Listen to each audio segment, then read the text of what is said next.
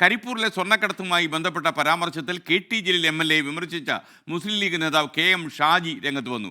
കുറ്റവാളികളെ ജാതിയും മതവും തിരിച്ചു പറയുന്നത് സംഘപരിവാർ രീതിയാണ്. കെ.ടി. ജലീലിൻ്റേത് മാധ്യമ ശ്രദ്ധ കിട്ടാനുള്ള ശ്രമമാണെന്നും കെ.എം. ഷാജി.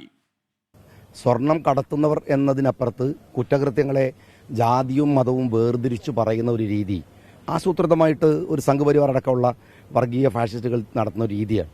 അത് സ്വാഭാവികമായി കേരളത്തിൽ സംഘപരിവാറിന് അനുകൂലമായിട്ടുള്ള പിണറായി വിജയന്റെ സമീപനങ്ങളെ ന്യായീകരിക്കുന്ന വിധത്തിലുള്ള ഒരു ഇടപെടലും സംസാരവും മാത്രമാണത്. അത് അത്യന്തം അപകടകരമാണ്. നമുക്കിപ്പം സമീർ ബിൻ കരീം കൂടി ചേരുകയാണ്. സമീർ, ഗുഡ് മോർണിംഗ്, പറയൂ.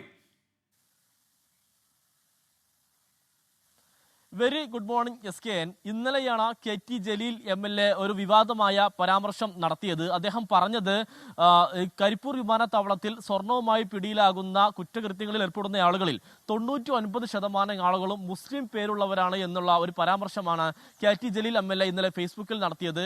അപ്പോൾ തന്നെ ഫേസ്ബുക്കിൽ അതിനെതിരെ വലിയ വിമർശനങ്ങൾ ഉണ്ടായതാണ്. അതിന് പിന്നാലെയാണ് ഇപ്പോൾ മുസ്ലിം ലീഗിന്റെ സംസ്ഥാന സെക്രട്ടറി ആയിരിക്കുന്ന കെ.എം. ഷാജി കെ.ടി. ജലീലിനെതിരെ രംഗത്ത് വന്നൊരു സാഹചര്യം നിലവിലുണ്ടായിരിക്കുന്നത്. അദ്ദേഹം പറയുന്നത് കുറ്റകൃത്യങ്ങളിൽ പെടുന്ന ആളുകളെ മതവും ജാതിയും വേർതിരിച്ച് കാണുന്നതും അങ്ങനെ സമീപിക്കുന്നതും സംഘപരിവാറിന്റെ രീതിയാണ്. മുഖ്യമന്ത്രിയുടെ സംഘപരിവാറിന്റെ അനുകൂലമായ സമീപനങ്ങളെ അതിനെ ന്യായീകരിക്കുന്ന തരത്തിലുള്ള ഇടപെടലാണ് കെ.ടി. ജലീൽ നടത്തിയിരിക്കുന്നത്. കെ.ടി. ജലീലിന്റെ പരാമർശത്തിന് ചികിത്സയില്ല.